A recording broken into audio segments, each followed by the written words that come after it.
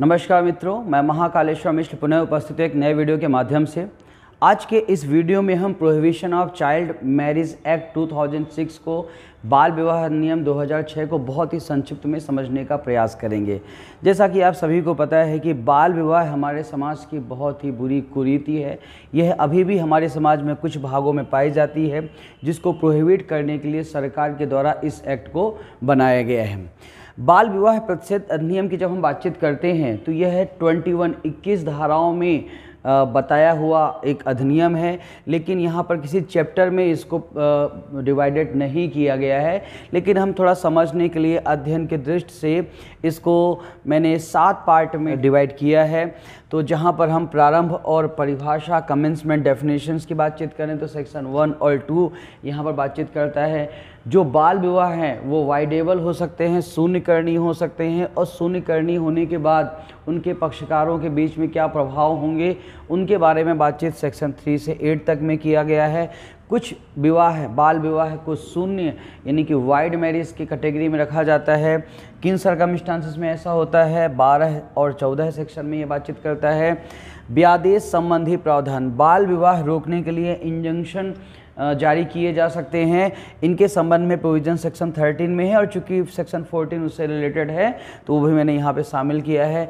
अब दंड संबंधी प्रावधान, प्रोविजन रिलेटेड पनिशमेंट, तो दंड संबंधी प्रावधान की हम बातचीत करते हैं तो सेक्शन 9, 10, 11, 13 क्लॉज 10 में, और साथ में सेक्शन 15 में दंड के संबंध में प्रोविजंस को बताया गया है। देन बाल विवाह प्रतिषेध अधिकारी, चाइल्ड मैरिज प्रोहिबिशन ऑफिसर के बारे में 16, 17, 18 में बातचीत करता है। और जो मिसलेनियस है, कह सकते हो बचा कुचा कुछ प्रोविजंस हैं, वो सेक्शन 19, 20, 21 में बताए गए हैं। तो इस प्रकार से बहुत ही सिंपल तरीके से इस चार्ट के माध्यम से आप बाल विवाह अधिनियम को संक्षिप्त में समझ सकते हैं। अब थोड़ा सा डिटेल से हम बातचीत करेंगे। तो सबसे पहले देखिए, समझने की चीज़ें शुरुआत में रहती हैं, ये सभी छोटी छोटी बातों को आपको ध्यान में रखना है। जैसे कि बाल विवाह प्रतिषेध अधिनियम, तो ये क्रमांक 6 सन 2007 का एक्ट है। 10 जनवरी 2007 को कह सकते हो कि इस अधिनियम को राष्ट्रपति की सहमति मिली है, ठीक है ना, और बाल विवाह को रोकने के लिए अधिनियम बनाया गया है। तो विस्तार की बातचीत करते हैं तो बाल विवाह अधिनियम का जो विस्तार है वो संपूर्ण भारत पे है। कब से है? 31 अक्टूबर 2019 से 2019 से आपका Jammu and Kashmir reorganisation act 2019 के जो 5th शेड्यूल बनाई गई है उसके आप कह सकते हो कि एंट्री नंबर 83 के अकॉर्डिंग बाल विवाह अधिनियम को संपूर्ण भारत पर लागू किया गया है। भारत के बाहर, भारत से परे सभी भारत के जो सिटीजन ऑफ इंडिया हैं, भारत के नागरिक हैं, उन पर भी लागू होता है। लेकिन पंडिचेरी संघ राज क्षेत्र के रेनसाओं पर, ठीक है ना, रेनोकेंट ऑफ पंडिचेरी, बेसिकली वहाँ पर फ्रांसीसी पर्सनल लॉ अप्लीकेबल होती है, और वहाँ पर विवाह की जो एज है वो 18 ईयर है। जैसे आप बाल विवाह अधिनियम में देखेंगे तो यहाँ पे यदि कोई लड़का है विवाह करना चाहता है तो उसकी एज होनी चाहिए 21 ईयर, और लड़की की एज होनी चाहिए 18 ईयर। लेकिन वहाँ पर लड़का लड़की दोनों यानी कि मेल फीमेल दोनों की विवाह के समय एज 18 ईयर होनी चाहिए। तो इसलिए वहाँ पर बाल विवाह नियम लागू नहीं होता है, क्योंकि वहाँ पे फ्रांसीसी पर्सनल लॉ अप्लीकेबल होती है। उनको छोड़ दिया जाए तो सभी जगह पूरे संपूर्ण भारत पर या भारत के बाहर भारत के नागरिकों पर ये एक्ट अप्लीकेबल होता है। इसके बाद अगली बातचीत हम यहाँ पर करते हैं तो डेफिनेशन क्लॉज में बालक, चाइल्ड की परिभाषा।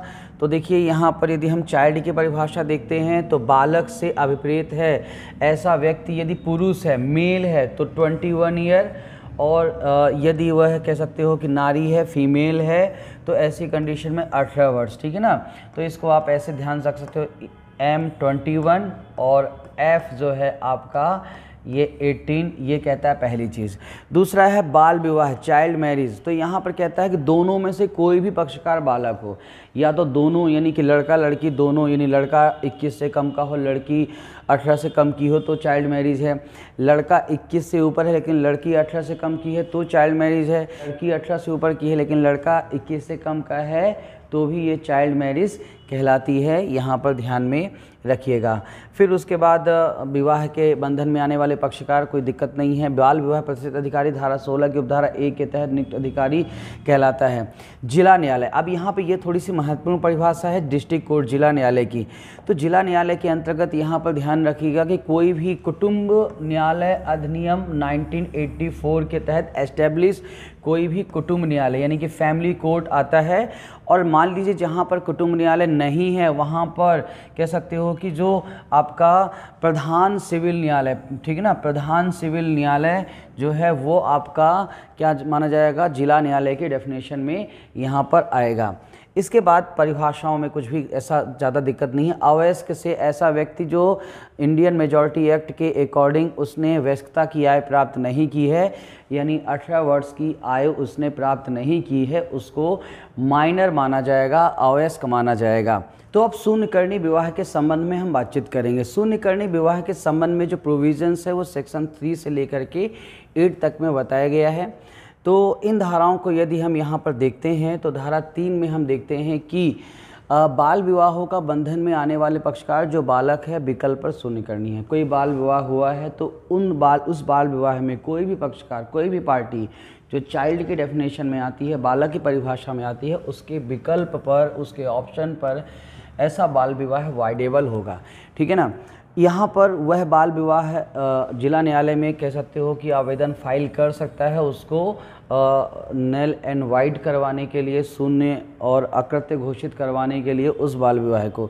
लेकिन यदि अर्जी फाइल किए जाते समय अर्जीदार अवयस्क है, माइनर है, तो ऐसी कंडीशन में उसके गार्जियन या नेक्स्ट फ्रेंड वाद वितरण के माध्यम से यहाँ पर आवेदन को लगाया जा सकता है। यहाँ पर सबसे महत्वपूर्ण बात ध्यान रखिएगा कि आपका जो उपधारा 3 है वो समयावधि बताता है कि अर्जी कब तक आप फाइल कर सकते हो। तो अर्जी फाइल करने वाला बालक यदि वयस्कता प्राप्त कर लेता है, कह सकते हो एज ऑफ मेजॉरिटी को अचीव कर लेता है, उसके बाद वो 2 वर्ष के अंदर, वयस्कता प्राप्त करने के 2 वर्ष के अंदर ही अर्जी लगा सकता है, उसके बाद नहीं लगा पाएगा। तो ये चीज़ यहाँ पर आपकी ये पर्टिकुलर प्रोविजंस कहता है। देन अगली बातचीत हम यहाँ पर करते हैं। तो ठीक है, यहाँ पर एक प्रक्रिया की बातचीत करता है कि यदि बाल विवाह को शून्य घोषित कर दिया गया है तो जो भी उन्होंने एक दूसरे को जो वस्तुएं एक दूसरे को दी थी उनको सबको आदान प्रदान करना पड़ेगा। तो ये प्रमुख चीज़ें हैं। अब यहाँ पर कह सकते हैं कि जब बाल विवाह को शून्य डिक्लेयर किया जाता है तो जो महिला पक्षकार होती है, ठीक है ना, तो महिला पक्षकार के साथ क्या होगा, तो महिला पक्षकार के बारे में यहाँ बातचीत करता है। तो यहाँ पर देखिएगा, यदि पुरुष पक्षकार अवयस्क है, ठीक है ना, तो माता पिता संरक्षक को विवाह के बंधन में आने वाले महिला पक्षकार को उसके पुनर्विवाह तक भरण पोषण करना पड़ेगा। यदि पुरुष पक्षकार माइनर है तो महिला पक्षकार का भरण पोषण जो पुरुष पक्षकार के माता पिता हैं उनको तब तक करना पड़ेगा जब तक उस महिला पक्षकार का रीमैरिज, पुनर्विवाह नहीं हो जाता। लेकिन यदि पुरुष पक्षकार जो है वो वयस्क है तो वो स्वयं उस महिला का तब तक भरण पोषण करेगा जब तक कि उसकी रीमैरिज नहीं हो जाती है। यह बातचीत करता है। और साथ में यहाँ पे ये कहता है कि उसको जो भी कह सकते हो कि भरण पोषण के लिए जो राशि है, सुविधाएं हैं, वो ऐसी दी जाएंगी जो उसकी लिविंग स्टैंडर्ड, जीवन शैली को सूट करती हो, उसके अकॉर्डिंग हो। ये चीज़ें यहाँ पे कहता है। बाद में यहाँ पे कहता है कि मासिक या एक मुश्त राशि के रूप में यहाँ पर संदाय करने के बारे में बातचीत की जा सकती है। ये आपकी पर्टिकुलर बातचीत यहाँ पे कहता है। देन अगली चीज़ यहाँ पर कि जो बाल विवाह में कई बार बच्चे पैदा हो जाते हैं तो उनका क्या होगा, तो उनके लिए यहाँ पे बातचीत करता है कि बाल विवाह से जन्मे बालकों का, आप जैसे मान लीजिए कि विवाह को शून्य करनी वाइडेबल डिक्लेयर कर दिया गया है तो बच्चों का क्या होगा, तो फिर यहाँ पे बच्चों का बेसिक यानी कि सर्वोपरि ध्यान दिया जाएगा कि जिनके पास माता के पास रखना उनके लिए सर्वोच्च बेस्ट होगा तो माता के पास रखा जाएगा, पिता के पास रखना बेस्ट होगा तो पिता के पास रखा जाएगा। ये चीज़ कहता है। और साथ में धारा 6 कहता है कि जो विवाह की लेजिमेसी है, धर्मस्थता है, तो यहाँ पर हर पर्पस के लिए वो बच्चा जो है धर्मस्थ संतान माना जाएगा। सभी प्रयोजन के लिए धर्मस्थ बालक यानी लेजिमेट चाइल्ड फॉर ऑल पर्पस उसको डीम्ड यानी कि समझा जाएगा। ये चीज़ यहाँ पे कहता है। धारा 4 और 5 के अधीन आदेशों को मॉडिफिकेशन भी, बदलाव भी किया जा सकता है जिला न्यायालय द्वारा, बाद में यदि उनको लगता है कि बदलने की आवश्यकता है। अर्जी कहाँ फाइल करेंगे, तो इन धाराओं को पढ़ते हैं तो जहाँ पर भी प्रतिवादी बालक निवास करता था, जहाँ भी विवाह किया गया था, जहाँ अंतिम रूप में निवास कर रहे थे, वहाँ जो भी अधिकारिता वाला न्यायालय आता है वहाँ पर आवेदन लगा सकते हैं। तो बहुत ही सिंपल धाराएं हैं। तो ये मैंने केवल वो धाराओं को बताया है जहाँ पर बाल विवाह आपका वाइडेबल हो शून्यकरणीय डिक्लेयर किया जाता है और उससे संबंधित प्रावधान। देन अगली बातचीत हम यहाँ पर करते हैं। तो फिर शून्य बाल विवाह के संबंध में हमने यहाँ पे बातचीत किया है।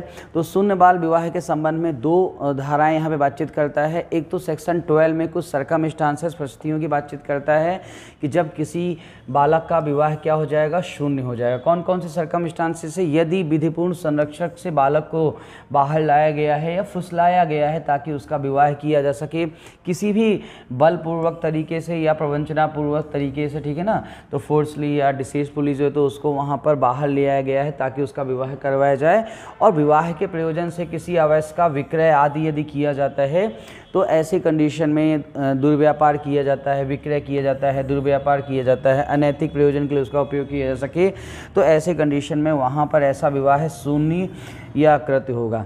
इसके अलावा जो शून्य विवाह की अगली धारा है वो चूँकि अब सेक्शन 13 के साथ भी हम उसको पढ़ेंगे, लेकिन ये धारा सेक्शन 14 है जो कहता है कि ब्यादेश इंजंक्शन, धारा 13 के तहत इंजंक्शन दिया जाता है बाल विवाह को रोकने के लिए, लेकिन यदि कोई भी व्यक्ति उसके उल्लंघन में, वायलेशन में बाल विवाह करता है तो ऐसा बाल विवाह शून्य होगा।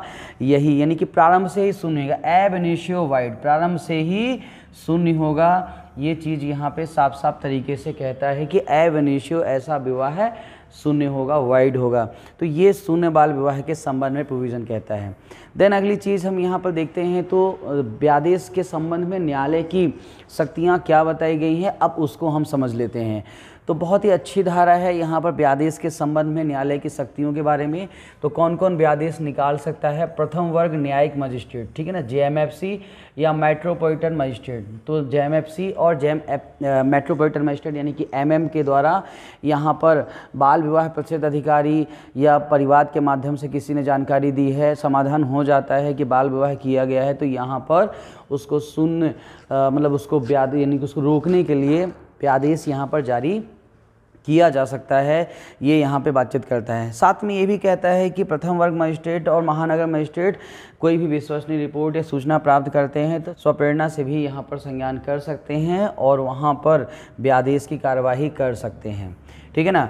अक्षय तृतीया जैसे दिनों में सामूहिक बाल विवाह होते हैं तो उनको रोकने के लिए यहाँ पे सबसे महत्वपूर्ण अधिकारी है कि जो आपका जिला मजिस्ट्रेट है, डीएम साहब हैं, उनको बाल विवाह प्रतिशत अधिकारी की एडिशनल पावर मिल जाती है, उनको बाल विवाह प्रतिशत अधिकारी समझा जाता है ताकि वो ऐसे बाल विवाह को अक्षय तृतीया दिन जहाँ पर ज़्यादा मात्रा में बाल विवाह होते हैं उनको रोक सकें। इसके अलावा यहाँ पे अगली बातचीत करता है कि इसके लिए आवश्यक पुलिस बल का भी उपयोग कर सकते हैं।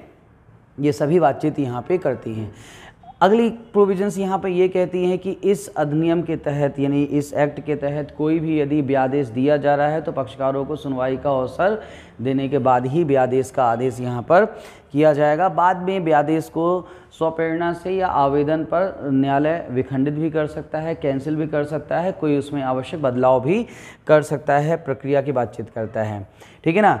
अगली चीज़ यहाँ पे कहता है कोई भी ब्यादेश के उल्लंघन में, अवज्ञा में, अभी दंड में मैं बातचीत करूँगा, वैसे यहाँ पर भी बातचीत करता है। तो ब्यादेश के उल्लंघन में यदि कोई भी व्यक्ति विवाह करता है तो 2 वर्ष का कारावास, 1 लाख रुपए जुर्माना अथवा दोनों से दंडित किया जाएगा, परंतु स्त्री को यहाँ पर दंडित नहीं किया जाएगा, ये चीज़ें। और साथ में सेक्शन 14 को भी चूँकि ब्यादेश से संबंधित मैंने यहाँ बता दिया कि धारा 13 के अधीन ब्यादेश के उल्लंघन में यदि बाल विवाह किया गया है तो ऐसा बाल विवाह है शून्य होगा, वाइड होगा, ये सब चीज़ें। अब हम बातचीत करते हैं दंडादेश के संबंध में। तो दंड के बारे में देखिए, विवाह करने वाले पुरुष यदि वयस्क पुरुष ने बाल विवाह किया है तो बहुत ही महत्वपूर्ण धारा है, धारा 9। देखो बहुत सिंपल समझो, पुरुष वयस्क के द्वारा बाल विवाह किया गया, यानी पुरुष वयस्क ने किसी ऐसी लड़की से विवाह किया है जो 18 साल से कम एज की है, तो ऐसी कंडीशन में उसने गंभीर अपराध किया है, 2 वर्ष तक की सजा या जुर्माना 1 लाख रुपए अथवा दोनों से दंडित किया जाएगा। इसके बाद बाल विवाह का जो अनुष्ठान करवाने के लिए दंड, यानी जो पंडित वगैरह हैं जो बाल विवाह का अनुष्ठान करवाते हैं उनके लिए बातचीत यहाँ पे करता है कि वो इस प्रकार से यदि बाल विवाह करवाएंगे, दुष्प्रेरित करेंगे, तो फिर ऐसी कंडीशन में कठोर कारावास, लीगल इम्प्रिजनमेंट 2 वर्ष तक का हो सकेगा और जुर्माना जो 1 लाख रुपए तक का हो सकेगा से दंडित यहाँ पर किया जाएगा। अब बाल विवाह का अनुष्ठान करवाने वाले जो भी सामूहिक बाल विवाह का आयोजन करवाते हैं, माता पिता, परिवार के सदस्य, उन सभी को हम सेक्शन 11 के तहत यहाँ पे रख सकते हैं। तो यहाँ पर भी देखिए कहता है कठोर कारावास जिसकी अवधि 2 वर्ष तक की हो सकेगी और जुर्माना जो 1 लाख रुपए तक का होगा उससे दंडित किया जाएगा। लेकिन यहाँ पर भी किसी स्त्री को कारावास से दंडनीय नहीं किया जाएगा, ये पर्टिकुलर सेक्शन यहाँ पे कहता है। चलिए अगली चीज़ यहाँ पर व्यादेश की अवज्ञा, मैंने वहाँ भी बता दिया कि धारा 13-10 के तहत जो डिसऑबीडियंस ऑफ इंजंक्शन, तो ऐसे कंडीशन में यहाँ पर कितना कारावास कहता है, आप देखिएगा कि दोनों में से किसी भांति कारावास इसके बाद 2 वर्ष तक की हो सकेगी, जुर्माना 1 लाख रुपए अथवा दोनों से दंडित किया जाएगा। स्त्री को यहाँ पर दंडित नहीं किया जाएगा। धारा 15 महत्वपूर्ण धारा है जो साफ साफ कहता है कि इसके तहत जो भी अपराध हैं वो संज्ञेय और अजमानती होंगे। तो नेचर ऑफ ऑफेंस की बातचीत करता है कि अपराध की प्रकृति कैसी होगी, संज्ञेय और अजमानती अपराध के बारे में आपकी धारा 15 बातचीत करता है। देन अगली बातचीत हम करते हैं यहाँ पर बाल विवाह प्रतिषेध अधिकारी के बारे में। तो बाल विवाह प्रतिषेध अधिकारी जो होता है धारा 16(1) में राज्य सरकार द्वारा राजपत्र में अधिसूचना द्वारा संपूर्ण राज्य उसे किसी भाग के लिए बाल विवाह प्रतिषेध अधिकारी की नियुक्ति कर सकता है। देन अगली बातचीत हम यहाँ पे करेंगे तो बाल विवाह प्रतिषेध अधिकारी की सहायता के लिए यहाँ पर कह सकते हैं कि गैर सरकारी संगठनों को भी बोल सकता है कि आप इसकी समय समय पर जो NGO वगैरह होते हैं वो भी इसकी मदद यहाँ पर करेंगे। कर्तव्य की बातचीत करेंगे, ध्यान रखिएगा 16(3) में ये कभी कभी क्वेश्चन यहाँ पे पूछता है कि कर्तव्य कहाँ बताया गया है। तो सेक्शन जो है तो आपका धारा 16 की क्लॉज 3 में बाल विवाह प्रतिषेध अधिकारी के कर्तव्य, ठीक है ना, ड्यूटीज़ के बारे में जो है तो बातचीत करता है। तो इनके ड्यूटीज़ के बारे में बातचीत करता है। तो क्या क्या यहाँ पे कर्तव्य होंगे, तो सिंपल सी बात है कि जो भी बाल विवाह को रोकने के लिए, जो भी निवारण के लिए उचित कार्रवाई करना सके चाहे तो कर सकता है। बाल विवाह को अनुष्ठापन को रोकने के लिए कार्रवाई कर सकता है। समाज में लोगों को जागृत करेगा कि भाई देखिए ये गलत है, ऐसा नहीं करना चाहिए। तो यही सभी से कर्तव्य बताए गए हैं। अगली महत्वपूर्ण चीज़ की क्लॉज 4 में कहता है कि राज्य सरकार बाल विवाह प्रतिषेध अधिकारी को पुलिस अधिकारी की एडिशनल पावर, अतिरिक्त शक्तियाँ दे सकता है, ये सभी चीज़ें। और साथ में क्लॉज 5 में कहता है कि बाल विवाह प्रतिषेध अधिकारी इंजंक्शन के लिए, व्यादेश के लिए आवेदन करने की भी यहाँ पर शक्ति मानी जाएगी। ये बाल विवाह प्रतिषेध अधिकारी है, ये ध्यान रखिएगा कि धारा 17 कहता है कि यह पब्लिक सर्वेंट कहलाएगा according to section 21 Indian penal code जो है IPC के तहत। बाद में यदि गुड फेथ में सद्भावनापूर्वक कोई भी कार्रवाई करता है तो बाल विवाह प्रतिषेध अधिकारी को प्रोटेक्शन देने की बातचीत धारा 18 में कहता है। तो ये मेन प्रोविज़न थे। अब अदर प्रोविज़न यानी बचा कुचा, तो धारा 19 में नियम बनाने की राज्य सरकार की शक्ति धारा 19 में कहता है। धारा 20 1955 के अधिनियम संख्यांक 25 का संशोधन, हिंदू विवाह नियम 1955 की जो धारा 18 के खंड का के अधीन जो है तो यहाँ पे ये बदला गया है। यहाँ पे बताया गया है कठोर कारावास 2 वर्ष तक का हो सके, जुर्माना 1 लाख रुपए तक हो सकेगा। यानी कि इस बाल विवाह नियम के द्वारा आपका हिंदू विवाह नियम 1955 में संशोधन करने का प्रयास यहाँ पर धारा 20 के माध्यम से किया गया है। देन लास्ट धारा यहाँ पर ये बताया गया है कि जब ये बाल विवाह नियम आपका बना 2006 का, तो इसके पहले जो पुराना अधिनियम था बाल विवाह अवरोध अधिनियम 1929, जिसको शारदा एक्ट यानी कि शारदा अधिनियम के नाम से भी जाना जाता है, उसको निरसित कर दिया गया और उसको हटा करके बाल विवाह अधिनियम को यहाँ पर लागू किया गया। तो उम्मीद करता हूँ कि बहुत ही संक्षिप्त में, बहुत ही शार्ट में मैंने आपको इस एक्ट को बताने का प्रयास किया है। धन्यवाद। जय हिंद, जय भारत।